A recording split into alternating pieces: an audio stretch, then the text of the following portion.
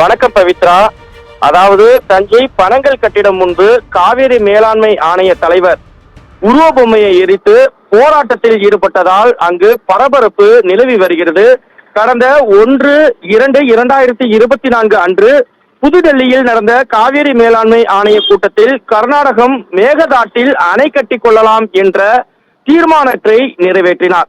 அதன் தலைவர் எஸ்கே ஹெல்தர் அதற்கான ஒப்புதலை கர்நாடக அரசுக்கு இந்திய அரசின் நீராற்றல் துறை வழங்கலாம் என்று நிறைவேற்றிய தீர்மானம் கூறுகிறது.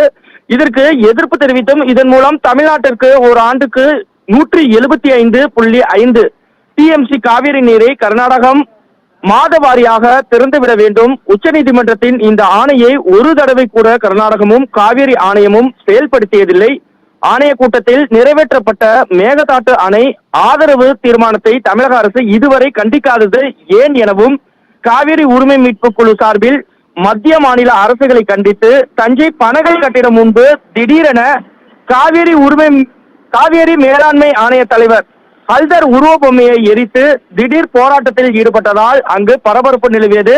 இந்த போராட்டத்தில் 100க்கும் மேற்பட்டோர் கலந்து கொண்டனர். காவிரி மேலாண்மை ஆணைய தலைவருக்கு எதிர்ப்பு தெரிவித்து ஆர்ப்பாட்டமும் நடைபெற்றது. பவித்ரா, உங்களுடைய தகவல்களுக்கு நன்றி சதாம் ஹுசைன். காவிரி உரிமை மீட்பு குழு சார்பில் மத்திய மாநில அரசுகளை கண்டித்து தஞ்சை மாவட்டத்தில் விவசாயிகள் போராட்டத்தில் ஈடுபட்டு வருகிறார்கள் என்ற ஒரு செய்தியை எமது செய்தியாளர் வழங்கியதை பார்த்தோம்.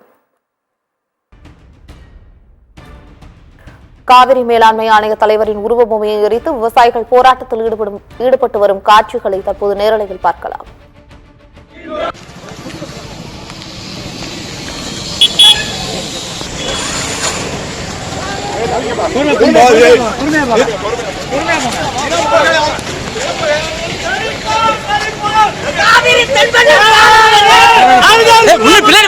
முன்னாடி போத யாரும்